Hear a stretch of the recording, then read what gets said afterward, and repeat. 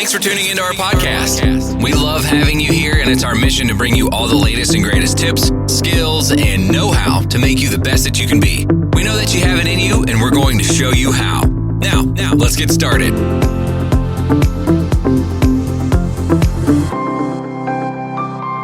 Hello everyone, welcome to the Life Upgrade Podcast Show, and this is your host, Fulfillment Obi. We're talking about the 10x productivity principle. So I'll be talking about how to max your productivity and get 100% output from your inputs. I won't bug you with too much details, we'll just go straight to the point and put the nail on the head. So without further ado, let's get started. Strap yourself in because we're set up, switched on, and ready to go. In a scale of 1 to 10, I want you to rate your productivity level. Here's a guide. After the end of every day, do you feel satisfied with your work? After the end of the week, do you get to measure profit or losses from your input? Do you feel you're being too slow or you're working too hard and yet no result? Well, all these are productivity questions we need to answer. So productivity simply means getting the maximum positive output or result from small input. Some base this on the 80-20 principle. Well, I do agree with the 80-20 principle, but not as much as there are some drawback. The idea that putting in 20% of work would yield 80% of result is not what can be measured or quantified in reality. The only thing that can be measured is our performance based on our given tasks. Well, we're going to talk about some practical stuff, some things you can apply into your life that will help you to 10x your productivity. And these are things I have done personally and have seen massive results. Number one, let's talk about time management. The good news is we are all given the same time, 24 hours to make life-changing decisions. The bad news is we can't actually manage time. I know most of you are shocked, but it's actually the truth. What we can do is to make good use of our time, utilize our time, only performing tasks that will yield high return or high value. So if it's going to take 10 hours to yield high return or high interest, you must try as much as possible to focus on tasks in the space of 10 hours that will yield that high interest or high value or high return. So you can try to break them down by performing 2 to 3 hours a day. Try to do these things 2 to 3 hours a day. In the space of 1 week, you should be able to cover that 10 hours.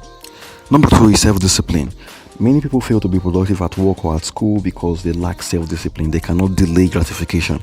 So instant gratification pushes them to procrastinate, and procrastination leads to too many unproductive work and low end results. To truly practice self-discipline, you must be able to do 3 things. Have a strong why, a purpose. Why are you doing what you're doing? If you have a strong purpose, then practicing self-discipline will be easy. Number 2, you have to see the big picture. The big picture mindset matters a lot. If you can't see the big picture and what you're going to gain at the end of the day, practicing self-discipline will be very difficult, and so you will fall into instant gratification. Number 3 is satisfaction from your work. If you get satisfaction from the work you're doing, from your studies, or from whatever you put in your mind to, then it will be easy for you to practice self-discipline. Number 3, work smart. Smart people figure out easy way to do hard stuff so they can be very productive and effective. On the other hand, dumb people work very hard but produce little or no results. I'm going to tell us a story that will help us to wrap everything and put everything into perspective. The king of age economy stood soon and said, if you're going to take my place, I'm going to set up a challenge. You have to build a pyramid in 300 days. So if you're able to build a pyramid in 300 days, then you are sure to take my place after I'm gone. So the 2 brothers took up a challenge. We're going to call the first brother Mr. A and the second brother Mr. B. Now Mr. A ran out and immediately started to build his pyramid. So he started carrying stones and trying to lay them upon each other, carrying sand and trying to lay them upon each other. So at day 20, Mr. A has already done a lot of work. I've already set up the foundation of his pyramid and I've already built it to 5 kilometers. On the other hand, Mr. B has not started at all. At day 35, Mr. A has already done a lot of work carrying and lifting heavy stones, putting them upon each other, and have built his pyramid to a height of 30 kilometers. Why Mr. B, on the other hand, have not started at all. But Mr. B was trying to devise a machine that will help him to lift heavy stones.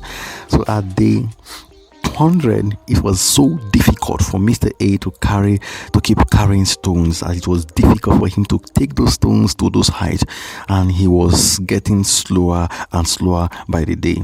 At day 120, Mr. B started his work. He has already built his machine that will help him do the heavy lifting of the stone, and he was able to complete the pyramid in 300 days, while Mr. A, on the other hand, still struggled to carry stone. That's just what it means to work smart and not actually work hard. So if you're going to be very productive, you have to figure out a way to do things that will be very effective, that will cost little effort but will produce maximum results. Number 4, manage your energy. In the episode Energy on the Right, I talked about energy extensively, how to manage your energy to produce maximum result. We humans only have limited energy, and so we must manage our energy, focus them on things that will be very, very productive to us. So if you've not listened to that episode, please go back and listen to Energy on the Rise. Knowing how to manage your energy is one of the surest way for you to be very, very productive. Lastly, fix your environment. Our brain is trained to pick up cues from the environment and act on them. So if you are getting distracted and finding it difficult to focus, it means there are cues in your environment that is causing you to be distracted or making you less productive. So the things you can do is to eliminate, to take away those things in your environment that is making it difficult for you to stay focused. For example, your phone, your mobile device, social media, notification, sound, smell. All those things can contribute to cues that is making it very difficult for you to stay focused and stay productive and are causing distractions. So eliminate those clues. Some people call it decluttering. So declutter your environment. Make your environment very, very okay for you to be productive. Take away those things that you don't need. Take away distracting stuff so that you can hit the peak of productivity. So in recap, let's go over everything we've discussed so far. We've talked about time management, self-discipline. We've talked about how to manage your energy. And we've talked about fixing your environment. In the Bible, there are some people that really stand out for me that were very productive. Some biblical character that hit the peak of productivity. And one of those people is Joseph and Daniel. These guys were really productive. They knew how to manage their energy, manage their time, fix their environment, and deal with self. They would deal with themselves and practice self-discipline. You can go through the Bible and find out how they lived a life of productivity. It will really, really be helpful. So if you're not a Christian, well, I would advise you to learn from these people, as those people really lay down the rules for productivity. Well, that's it about the 10x productivity principle. It's very simple. It's everything you need to know. It's very simple to apply to your life. So if you try to put these things in your life on a daily, you will see your productivity on the high side. So it's not something too difficult. You can start today and try to apply these things to your life. I want to believe that you've gained a lot of value from this podcast episode. If you did, I would just love you to subscribe and share this podcast episode to as many people as you can. Until next time, stay blessed and stay empowered.